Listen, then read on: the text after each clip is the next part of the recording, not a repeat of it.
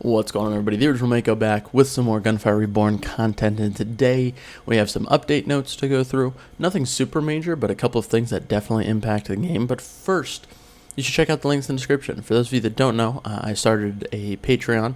For those of you that want to help support me just a little bit more, YouTube, is finicky with ad revenue, and some of you guys already support me on Twitch and that type of stuff, but if anybody wants to support just a little bit more, I would really appreciate it.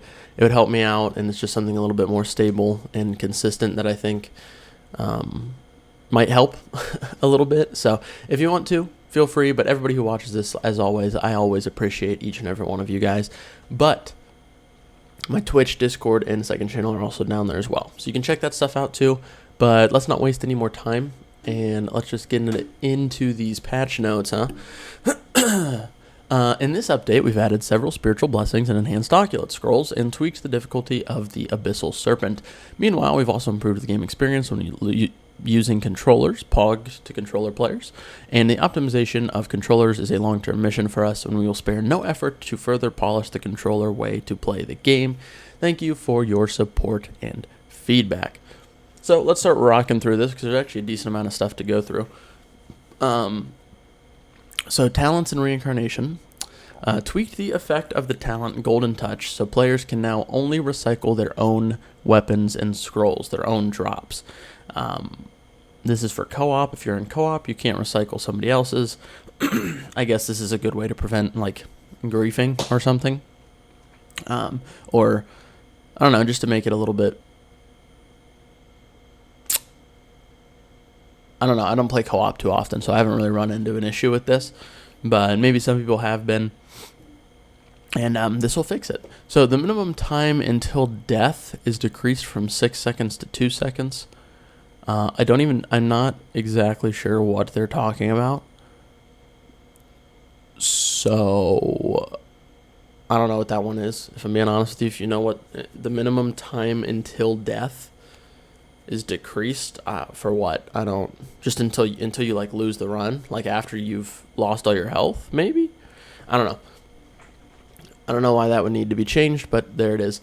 Any soul essence spent will be refunded if a player abandons their adventure in the Longling Tomb entrance.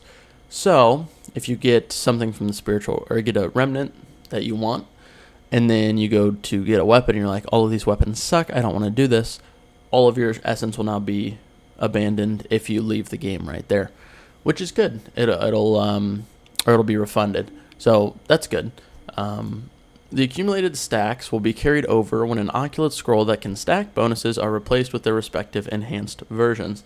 The biggest one of this that comes to mind, because it happened to beef when we were playing co-op, is dual edge. So if you have regular dual edge and you have 300 stacks, and you're like, ooh, enhanced to dual edge, and you take it, previously it would just reset all your dual edge stacks, which is super anti-productive. Now it'll keep all those stacks, and you can transfer over to the new dual edge. For spiritual blessings that have their effect applied to all squad members, such as Royal Guard, if one of the teammates has purchased these blessings, other teammates will no longer be capable of buying them. Other spiritual remnants in later stages will no longer offer the same spiritual blessing. So obviously, if one person has it, you don't want multiple. It just takes it out of the pool. That way, other people don't need it. It's good, honestly. So that way, it doesn't show up and just take over a spiritual remnant slot. Especially if somebody has Royal Guard and you're not talking about your remnants, and then you take it, and it'd be kind of pointless having two of those. So yeah. POG. Those are the talent and reincarnation adjustments. Here are the new spiritual blessings. A few of them. Thorny Bloom deals skill damage to the enemy when the mark of Fatal Bloom vanishes. So, skill damage equals the amount of additional damage triggered within the mark duration multiplied by the base Fatal Bloom damage. Yeah, this is very good. If you are doing a lot of damage with her Q while the mark is up, then against bosses and stuff, when the Fatal Bloom mark goes away, this is going to do a ton of extra damage. And I am very excited to try this out, and I think this is going to be very, very, very, very good. Next up, Supreme Craftsman. You can reroll all inscriptions of a weapon at the Craftsman. Each Craftsman can reroll up to 3 times. This is nice. It's nice having a good free way without, not a gold chest to reroll your inscriptions. I'm assuming when it says all, you have to reroll all of them. You can't just reroll individual ones. I'm not 100% sure about that. Maybe you can. But it would be nice to be able to roll each individual one. But being able to reroll all is still better than none sometimes. So that's not bad.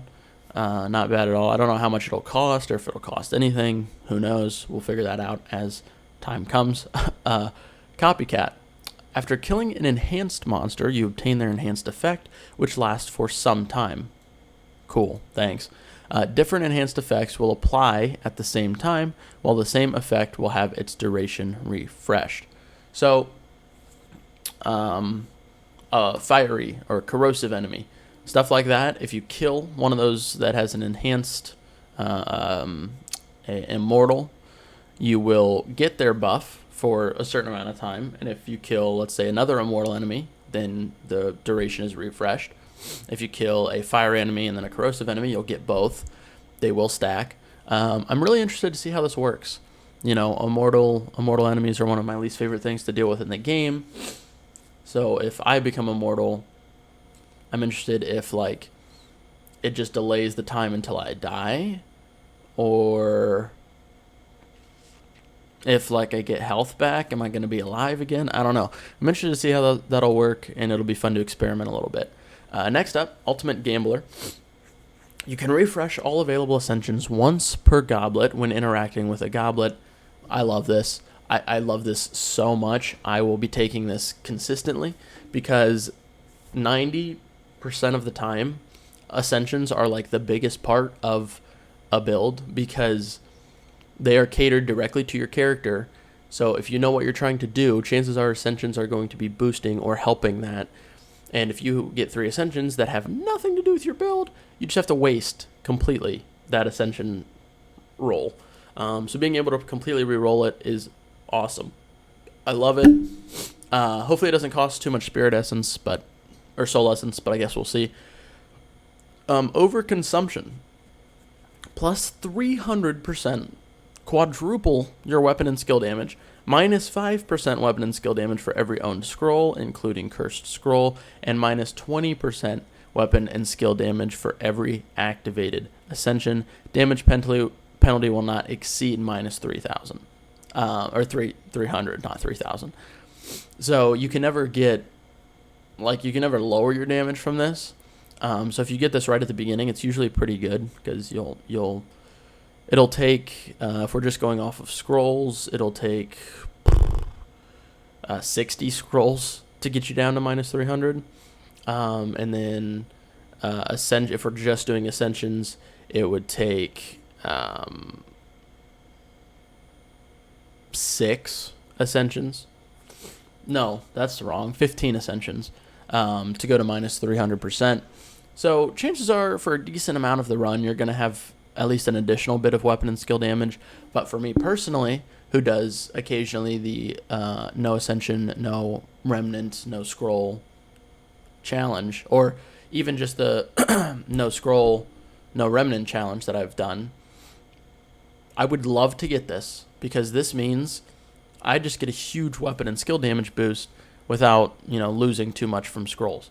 Next up, though, and the last one, Craftsman Inheritor. You can upgrade, reforge, etch, and reroll weapons for free, but you can only own up to 15 non-cursed scrolls. I'm going to keep it a buck with you. This seems like a really good trade-off. Scrolls can also make or break some runs, but being able to upgrade, reforge, etch, and reroll weapons for free means if you get a good weapon from the starting chest, you can probably upgrade, you can upgrade it 3 times every single time you see a Craftsman. So with this, we'll probably see some wild numbers on weapons, to how high it'll get upgraded. But, yeah, not bad. all of these seem like they could have some fun effects. So I'm excited to try them all out and kind of get my actual opinion on how they work in the game. Next up, though, we have some new enhanced Oculus scrolls as well.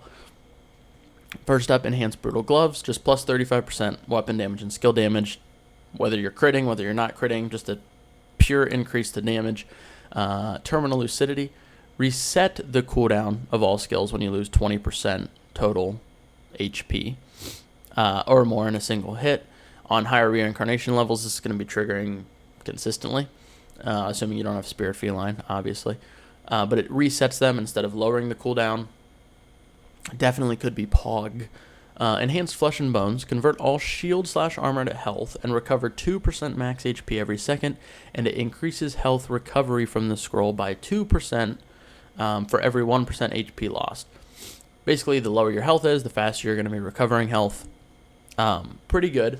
I don't think it's nearly as good as the enhanced paranormality, but still seems like it's a pretty good thing to have if you're like on the dog or something. Sorry. Enhanced paranormality, max shield and armor just straight up gets doubled.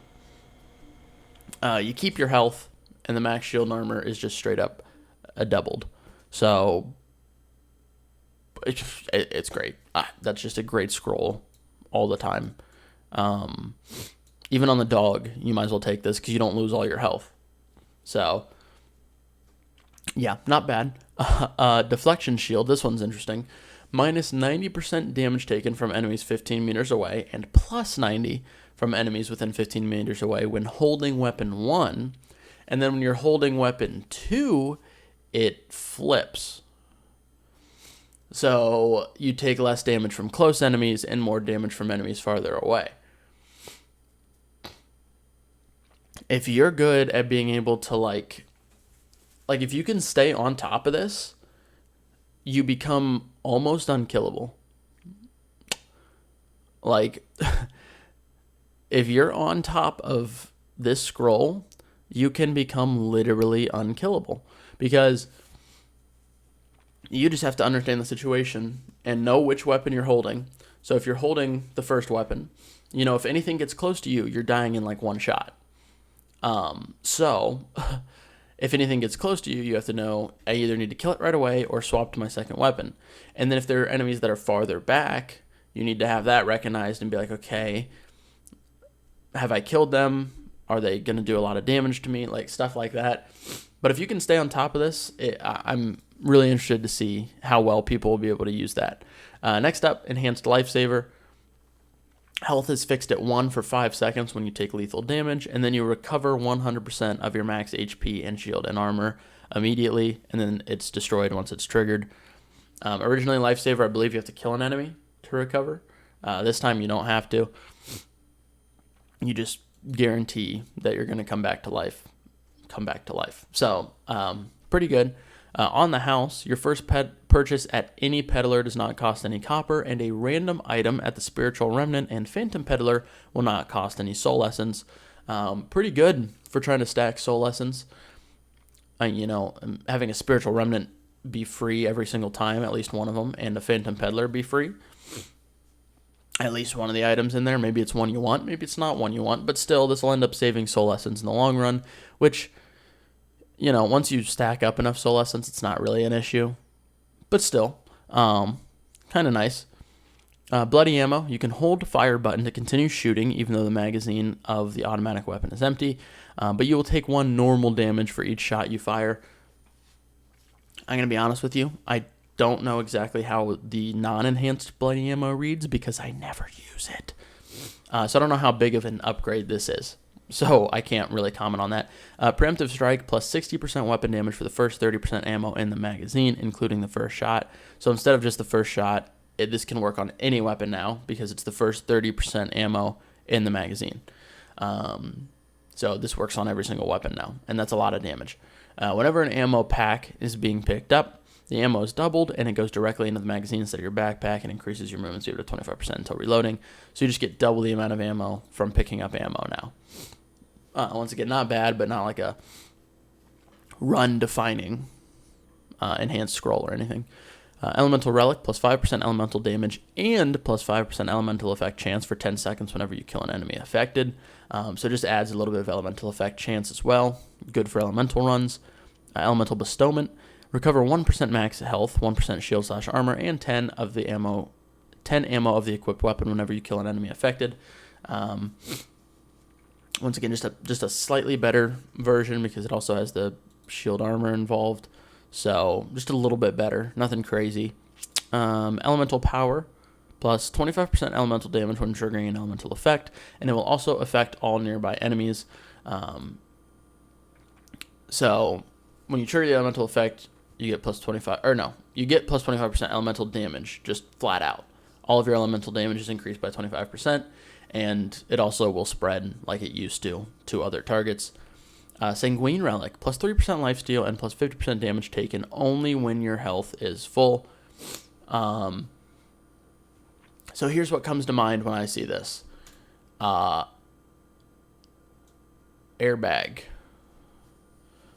This will work relatively well with Airbag. Once again, once you have your lifesteal, once you steal enough life, well, no, not Airbag. Originally, I was thinking Airbag, but then again, your health's going to go back to full anyway, right, as the shield breaks. So if you have full health already, it doesn't really make a difference. So never mind, not Airbag. I'm sure there's a way where this is really good. I just don't know what it... Oh, Enhanced Deadly Curse, potentially. Bingo, there we go. Enhanced Deadly Curse is a good one that this would partner with because you lose health with Enhanced Deadly Curse that you're not going to get back when the shield breaks. But Lifesteal could keep you at relatively full health. So yeah, those two work pretty well together. Bingo, we did it. We big-brained it. Enhanced Double Exhilaration, secondary skill capacity is doubled, and there's a 50% chance to not consume any use upon using it. So it just adds that 50% chance to not consume as well. With this, you're basically never going to run out of secondary skills. I don't see how you possibly could unless you are literally spamming it, like as fast as you possibly can. And then Resolute, plus 50% movement speed and 50% damage for at least 10 seconds when your shield and armor is 0. So those are the new enhanced scrolls, a good chunk of them, honestly. So not bad. And then we move on to some other things. Some monster changes, all right? Fixed an issue where the max health of the ship and serpent is capped in multiplayer reincarnation mode. A few balancing changes to our friend the serpent.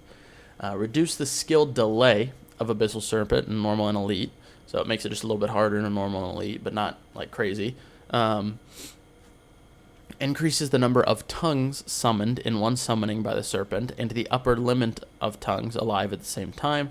So this is all increased, making there be more of those little things that he spawns out at any given time. Increases the cooldown of the tongue summoning, so he can't summon them as often. But it also is increasing the accuracy and distance of the tongue's ranged attack. And when the tongue drills out of the ground again, they will launch projectiles non-stop with rather high frequency. So that sounds like a worm, like a desert worm. And desert worms are terrifying, so this sounds kind of terrifying. It seems like you're now going to have to focus significantly more on the tongues when they spawn to make sure that you kill them very quickly. And then decreases the upper limit of the max HP in 3-player/4-player reincarnation mode. So the max health of the last boss is no longer capped at that level, or that number right there. It can be higher. Also, adjust the damage of Annihilation Monks and Elite Monks lifesteal. Players will now take increasing damage when they start to lifesteal and take the most damage after 1 second. I don't know if they still do the base. Like if when they start lifestealing, it's still going to start at where it usually started, and now it's just going to get higher, or if it's going to start lower and work its way up to that level. But if it starts where it was, like it used to be, and gets worse from there, Annihilation Monks and Elite Monks become even worse for, like, Spirit Feline, or even if you don't have Spirit Feline, they just become terrible to deal with. So this will be interesting to see how bad this really is. And then fun. This is the worst. This is the worst. This is just the worst. I hate everything about this right here. Improved the Elite Spearman's AI. When you are close to them, they will not only perform the melee attack, which means you can't cheese the Elite Spearman out of his spin anymore. And his spin is like the most annoying thing to exist ever. One of the most annoying things to exist. So that's annoying. And then Abyssal Serpent will now start to attack players 2 seconds after the cutscene ends. I don't know how many seconds it was before, but I don't know. This just makes me upset. That makes me angry. Anyway, there are a few weapon changes, and by a few weapon changes, I mean barely any, but there are a few. The Angelic Aura, removing the firing mode of 5 and 8 shots per burst because it is now a full auto weapon. It now does more damage per shot. It has an increased rate of fire. Its reload time is decreased. Max attack range is significantly decreased. Damage drop-off distance significantly down. Mag capacity significantly down. Effect chance significantly down. And it reduces the vertical recoil but increases the horizontal recoil. I don't know. I'm going to be excited to try it out a little bit, see exactly how this works. I think it'll be interesting. This is obviously a very close range weapon now. The range is significantly chunked. But yeah, I'll be interested to see exactly how it works and get back to you guys on my thoughts. Next up, the Thunderstorm. Increase the flying speed of lightning balls summoned via the weapon skill. They've done this once. They're doing it again. I think it needs it. Decrease the time it takes to launch a lightning ball, so you can launch the right click a little bit faster, significantly faster, actually. And then adjusted the effect of the exclusive inscription. The lightning ball will self-explode when it's near multiple enemies. So you don't have to manually left or right click and then shoot the lightning ball to explode it. This exclusive inscription means if it's near enough enemies, it'll automatically explode. I don't think this makes this weapon super viable in any way, but I'm still going to try it and see if it feels a lot better. I just woke up and saw there was an update, so I had to make a video on it. Yeah. Golden Bow. Increase the flying... Oh, sorry. Ooh. Crit. The crit X will be increased when charging, up to 1.5%. This doesn't change too much. And decreases the weapon's max damage.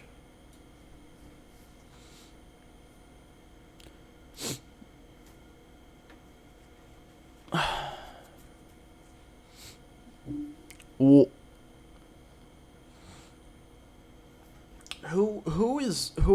is doing this? Who at the company is watching, statistics and going, this golden bow, after we just nerfed it, still needs nerfed.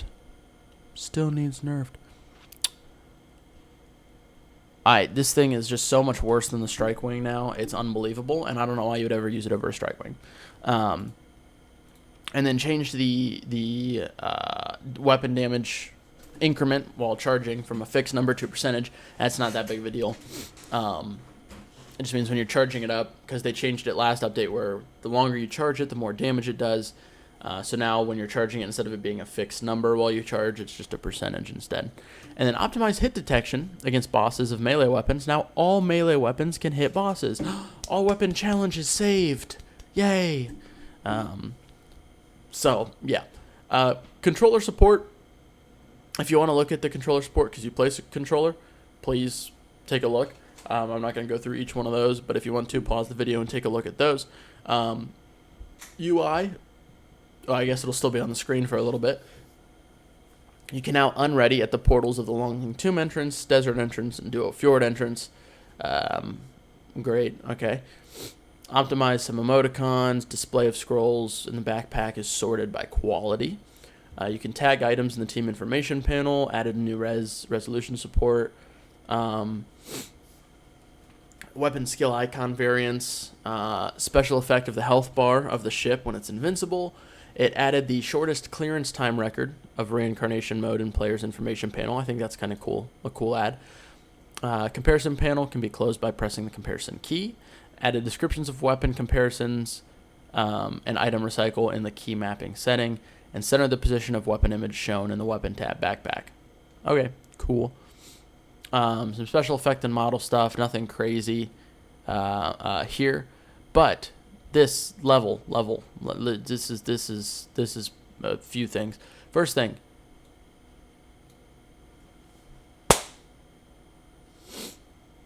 thank you. Oh, thank you. Cube rooms do not exist in reincarnation mode anymore. I could like break out into tears. This is unbelievably great.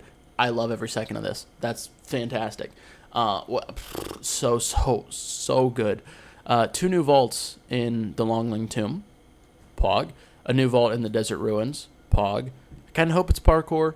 Probably not going to be parkour, but 2 new vaults and 3 new vaults total.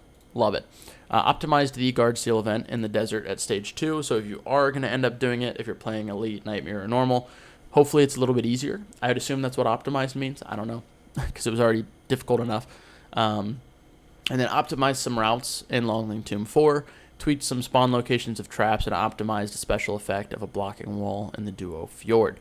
And then Lay Low now can now obtain the Strike Wing from the Patrimonial Sniper Rifle thing. Apparently you couldn't before. Now you can. And then other than that, just some bug fixes. And if you want to take a look at these bug fixes, because you've been... Oh, wait, I actually kind of want to see if there's a... anything about... Oh, health recovery effect from the scroll airbag may not work when players have temporarily... Boom. Fixed it. Airbag now works. That's the only bug I'd been running into, but airbag now works. Pog. That's all I needed to see. But if you want to see any of the other ones, you can pause, take a look here. It's been right here for a while, so I'm going to scroll down to make sure you can see all the ones at the bottom as well. So, and then there's also a few more additional bug fixes right down here as well, if you want to take a look at those. But let me know what you guys think about this update. I am literally going to be getting ready to go live on stream to test out some of this stuff. So if you're watching this when it comes out, you should check out the stream and the Patreon and the Discord and the other YouTube channel. Either way, hopefully you guys enjoyed this video. Let me know what you guys think of the new update. Nothing too crazy, but a few balance changes. But hopefully you guys are still enjoying, and maybe this will give you a new reason to play, because cube rooms don't exist, and because they made me rage quit multiple times. So thank you all. I appreciate it. Have a wonderful rest of your day, and I'll catch you all in the next video.